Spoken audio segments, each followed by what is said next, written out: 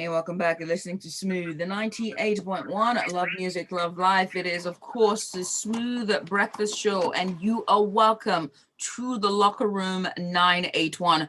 My name is Judith TV. Joining me live is the Queen herself, Her Royal Majesty, none other than Tega Supreme.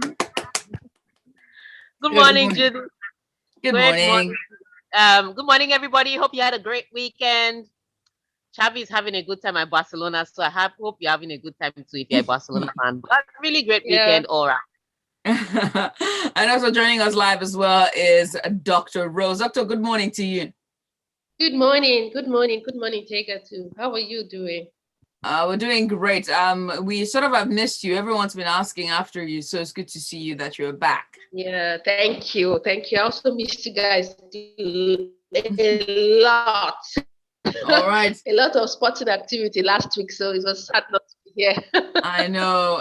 Well, there's still pretty much plenty for you to jump on. You can also join the conversation as well, Lagos. So go on to our WhatsApp page and send your messages to 0809 4440981. Again, 0809 4440981. Well, we are streaming live on YouTube. So go onto our YouTube page at Smooth981 on YouTube. Again, at Smooth981 on YouTube.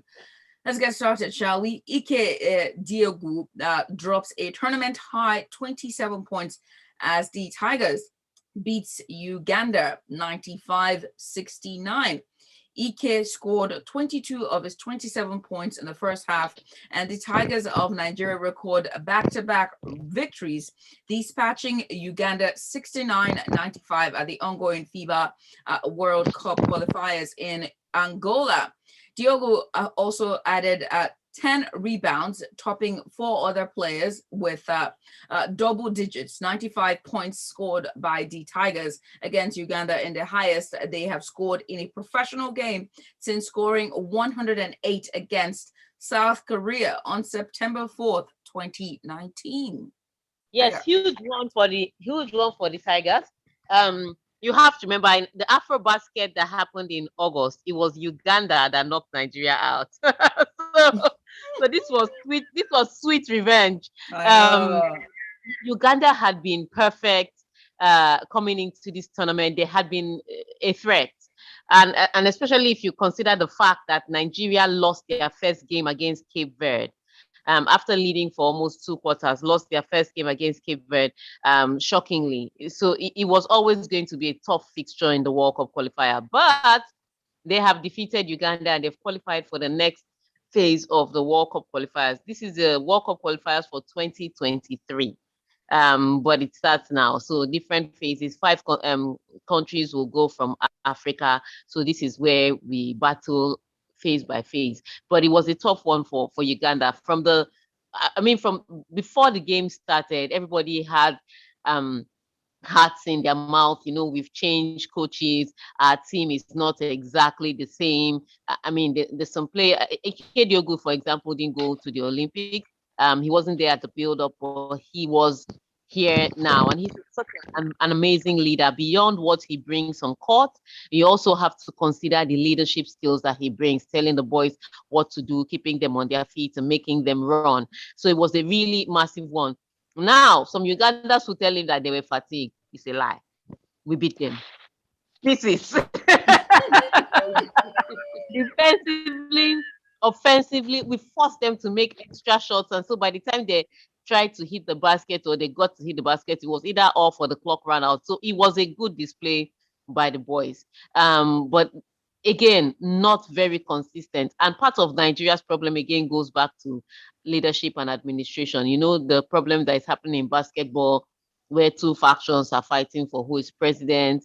Remember when the girls came out to protest on social media that they haven't been paid, this, that. So there's a lot of drama going on administration-wise, and it doesn't help the boys when it comes to preparation. But we've been able to scale this hurdle. The problem with Nigeria is that we always find a way. But when we get to the major tournament, that's when we are found out. So I just hope that we'll be able to resolve this issue with basketball so so that we can have a smooth ride, because they didn't used to be the one with the problems. I mean, we had problems with athletics, we had problems with football. Now basketball has joined.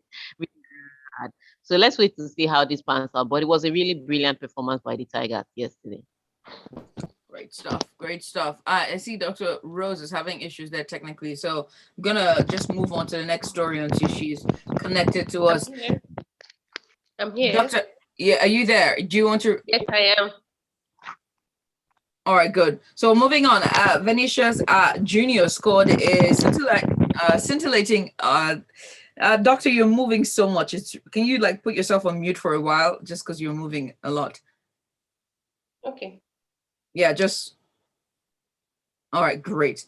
A scintillating 78th minute winner on Sunday as Real Madrid came from behind to defeat Sevilla 2-1 and move 4 points clear at the top of La Liga.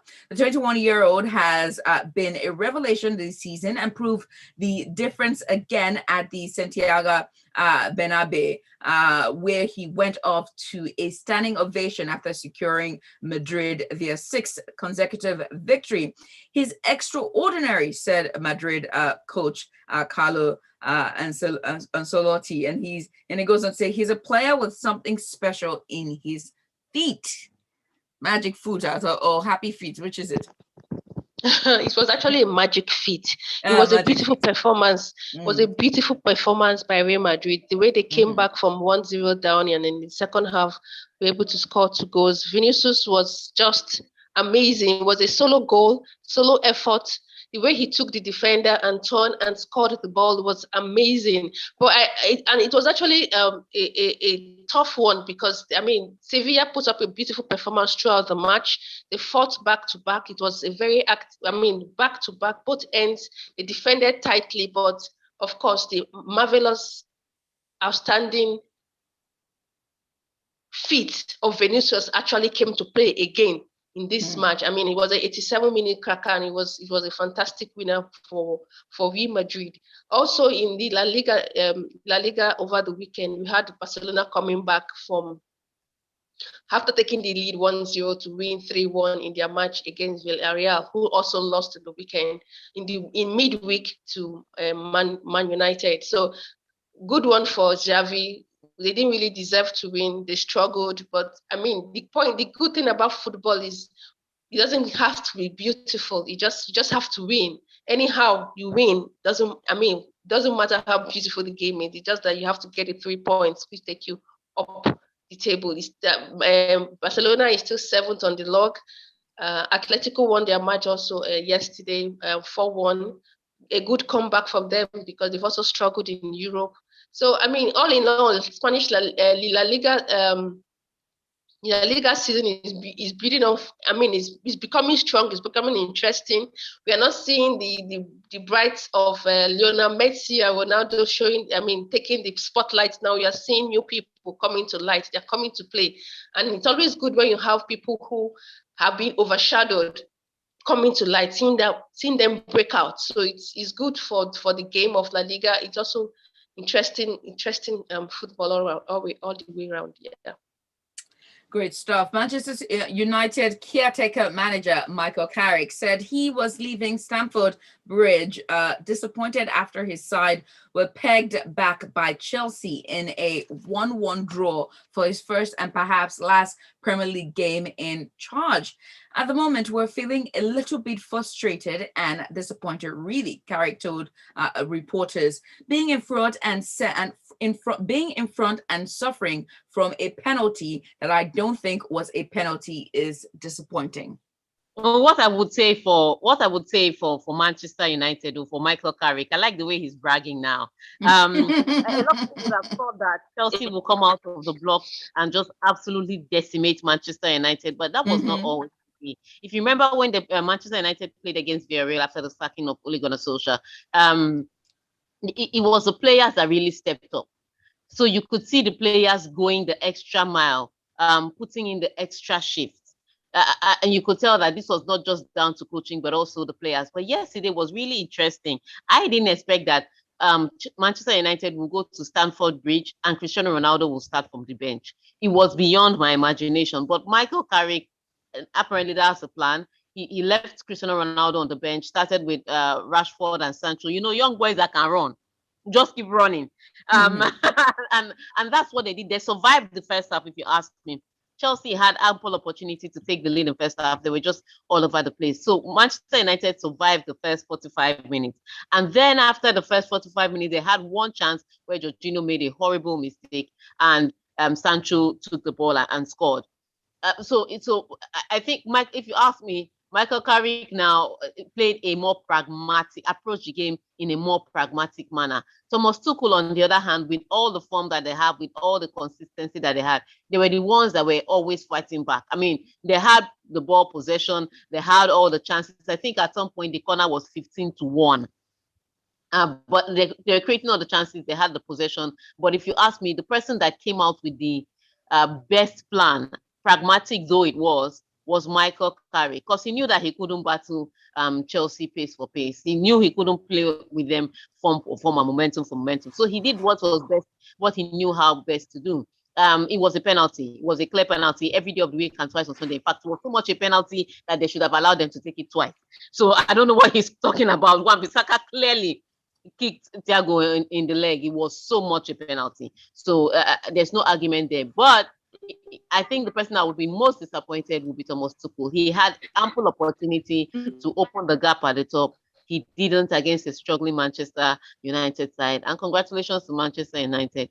They did a great job. So fantastic one for Michael Carrick, which leads us to opening the phone lines. When we come, we're going to have to open the phone lines now. The discussion is, and I remember a fan actually sent this to WhatsApp one time, saying that Michael Carrick will win his first few games and then they'll give him a 5-year contract. Somebody actually said it on WhatsApp. So the question is, should Manchester United not stick with Michael Carrick? He hasn't lost yet. I know it's only 2 games, but he hasn't lost yet. And he's proving to be a little more tactically adept than we are. I'm giving him credit for. So, the phone lines open. Should Manchester United not give Michael Carrick a contract? Should they still go on and employ Ralph Rangnick, or should they leave Michael Carrick in charge? You decide. You decide. So, call us up. The number. All right. Call us up on 014489981. Again, 014489981. That's our telephone line. 014489981. Again, 014489981. This message here is from Ronson, and it goes, Baka have been so lucky lately. Their last matches has actually flattered them. And that's from Ronson. There, we'll take a break. When we come back on the other side, we'll take your calls and continue inside of the locker room. Stay with us. So what's happening with Dr. Rose? Yeah, network is really bad. It's just slowing down. I think it's because of the rain. It's raining here. It's raining here. Yeah. Taking giant strides as we It's really bad. Yeah, it's raining. So Dr. Rose, disconnect and come back again. Okay. Leave and come back. I think it's the rain. Okay. Leave and come back. Leave and come back. No one would rather set out with than you. Are you ready? Turn it up as we go on a journey of a lifetime together. We move.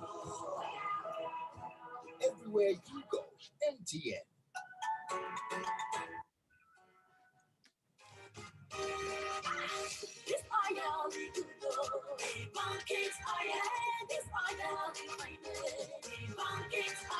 I don't even know what to eat. I'm so hungry. Oh my God. Now, quality oil, we're fresh, well, and the price now carry go. It gets tamper proof and it gave for different sizes. So as it is sweet your belly, it is sweet your Judith, can you hear me? Yes. Yes, I said what the names that you're struggling with by me. And the next one is Gundogan. Gundogan. I'm just gonna say his last name. It's Gundogan. It's Gundogan. Gundogan. Yeah, it's not English. It's Ilkay Gundogan. Ilkay Gundogan. And what's the next to the Yellow Label team. Okay, so Ikla Manuel Lanzini. Those are in easy names now, Lanzini. You have already gotten it. Those are easy names. You already said it. Lanzini. Chevy. FIFA president Gianni Infantino. Abi? Please, you already know those names. Give me a hard name. I'm looking for a hard name. PSG coach Mauricio Pochettino. Pochettino. Mauricio Pochettino.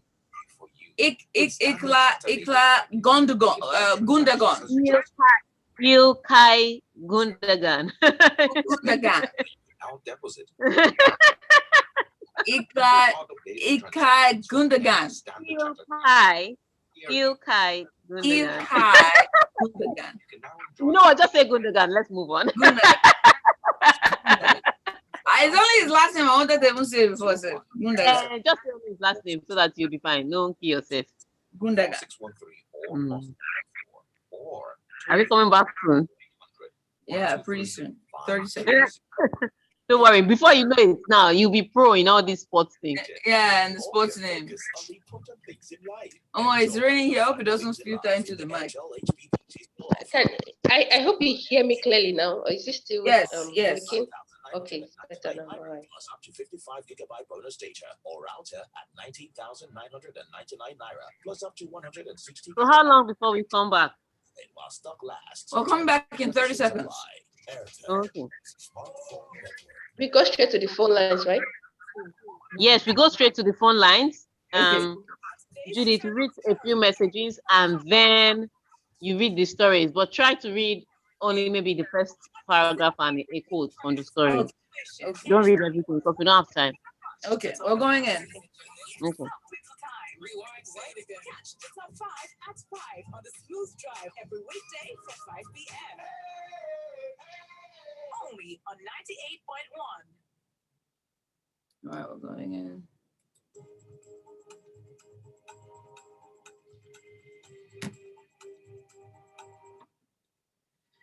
You're listening to Smooth, the 98.1 Love Music, Love Life. You're welcome back. It is, of course, Smooth Breakfast, the second leg inside of Locker Room 981. Join me live via Zoom is Tiger Supreme and Dr. Rose. Join the conversation. We are asking a question here today about Carrick and Manchester United. So call us up on 014489981. Again, 014489981. That's our telephone line for you to call us up. Tega, I want to give out the question again. Yes, the question is simple. Should Michael Carrick be given the job or should they still go ahead and employ Ralph Brackney? Yes. Should he be given the job or should they just go ahead and employ the new guy? On 014489981. Again, 014489981. Send us your WhatsApp message to 0809-444-0981. This is Charles Chidozie. It goes, Dear Tiger Supreme, we, the Association of Manchester United Fans of Nigeria, aren't having it this time around. Michael Carrick isn't the man for the job. We need more experienced hands to manage the team. Carrick should go do what Steven Gerrard is doing right now. Go get some experience outside Old Trafford. Ex-players should stop seeing the team as a shortcut to success. Thank you. That's it's not happening. I know. Hello. Good morning. Your name, please. All right, go ahead, Olaleko. All right, go ahead. They should give Michael Carrick a contract extension. What I think about yesterday's match is that Carrick did what needed to be done by Man U. That's the only thing they could have played, playing three defensive midfielders against the high-flying Chelsea. But I think Chelsea didn't take the ball by the horn. They should have scored first half and killed the game in the first half. So it's more like 2 points dropped for Chelsea than a point gained. But as a Chelsea fan, I will support them giving Michael Carrick a contract extension, just like Ole, and he should be there for the next 3 years. Well, all I can say there is somebody's looking after his stomach. Tega. That is wickedness. He just wants promo. Well, thank you so much for calling there. I appreciate your call. Let's see who the next caller is. Hello. Hello, yes. Greg is calling me from Iba Estate. Greg, go ahead. For the job, I'll tell you why. These are coaches that will come and fit just short field. I know the league is a marathon. So from Carrick, I don't think he has all that experience, one. And second, I don't want them to appoint a new coach. I'm an Arsenal fan, so that when we beat them, then they can bring somebody else. When they bring a new coach now, they might want to ginger and beat us. So for me, I don't think Carrick is the right man for the job. Thank you. What is going on today? Why is Everybody has ulterior motive in the market. It's pretty much survival of the fittest. Manchester United fans, please call us, okay? So far I've gotten Chelsea and Arsenal, but we want you guys to call on 014489981. Again, 014489981. Let's hope that this next caller is a Manchester United fan. Hello. Good morning. Mayowa from Bagada. Are you a Manchester United fan? Go ahead. My take is this. It's traditional with every new club that when a new coach comes in, they try to do IGG, initial gra, you get. It's a similar thing with Frank Lampard when he was at Chelsea. They seemed very fantastic until the next season. Then the real Lampard came out, you know. So I think if they allow Carrick sit there, the players it will cost the finish. Let them just bring somebody. Let Carrick understudy him. Probably go to another club, ply his trade, and then come back as a man. He's good though, but he needs to still test his strength on a different kind of water. All right. Thank you so much for calling. You too. Thank you. I don't think we have enough time. I have about 6 minutes. Sega. Okay, let's take the next story now. All right, go ahead. Let's go ahead and do that. This is Manchester City captain Gun Dugan stuck in the midst of a first half snowstorm before a late goal from a substitute Fernando proved enough to secure a 2-1 home victory over West Ham United in the Premier League on Sunday. It was a very difficult day because of the weather conditions, but it's always difficult against a team. City midfielder Rodri told the BBC. Wow, real wild game, but Dr. Rose, take it. Okay, so this was a beautiful game by Man City. I think Man City have started learning the trade of how to play with the first nine. And in the beginning of the match, they started with the Algerian as the first nine, and later moved. Later it was now Sterling coming in as the first nine. The weather was horribly bad. It was bad in the whole of the up north. The Tottenham match was cancelled. Leicester's match was also snowing, thunderstorm. Was snowing throughout the whole match. So I want to say kudos to the team, both sides actually, for playing in the bad weather, to even be able to see. The visibility was poor, to be able to see and to be able to pass your balls. But still, Man City, as good as they are, they still had a lot of ball possession. They still have more accuracy of passes, more shot on target, more corner kicks. Physically, they still played like the game they will play in the normal summer weather.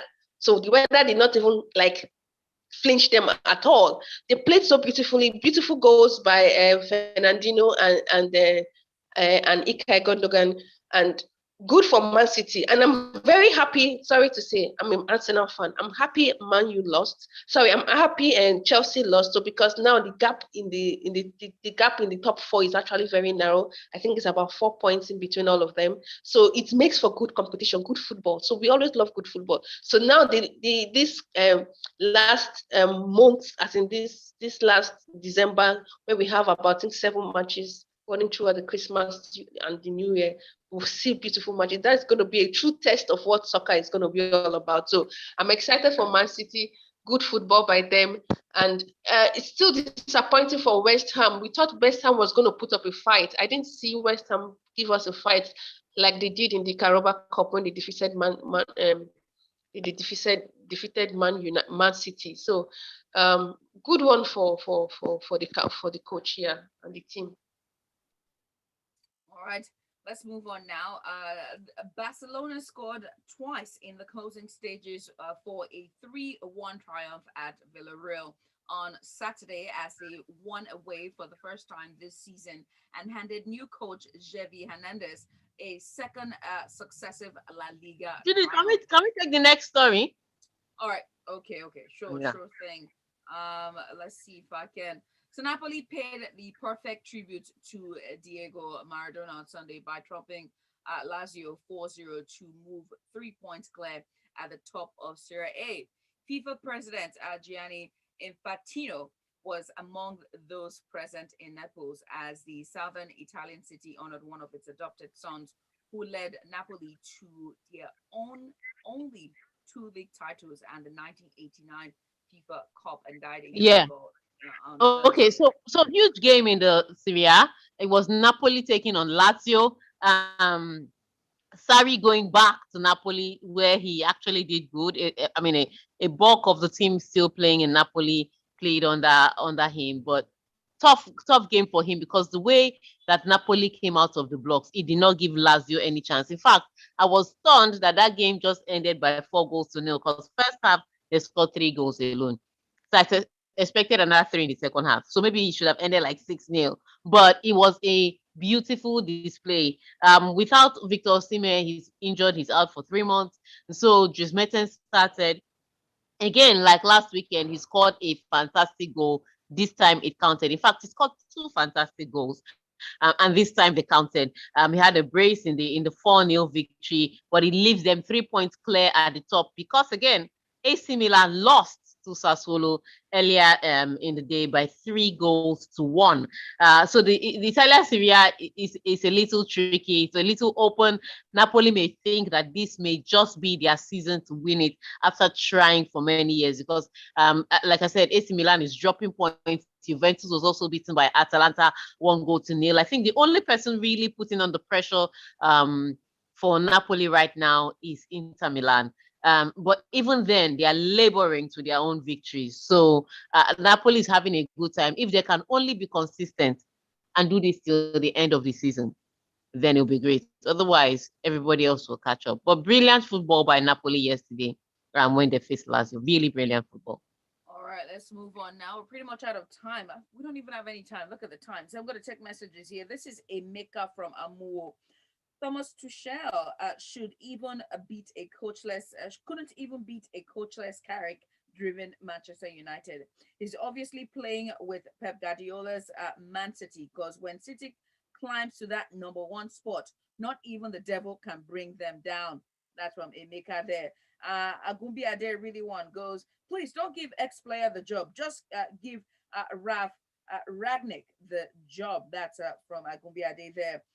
Chimobi Victor from Alaba International. Good morning, guys. Congrats to Manchester United for getting a point against Chelsea. Truth be told, Michael Carrick really did well with his tactics. And for my Arsenal, we never disappoint against Newcastle United. God bless Nigeria. And then he goes on to say, they couldn't give Michael Carrick the job. That was how Ole Gunnar Solskjaer deceived the Manchester United fans when he was an interim coach. Once they give him the job on a permanent base, he will start to distribute 3 points.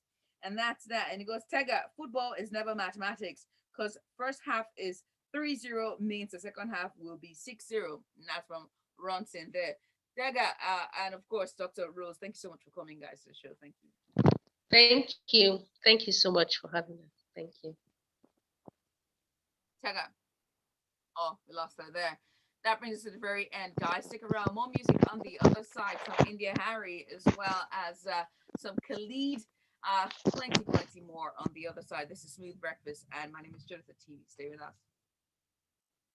Thank you.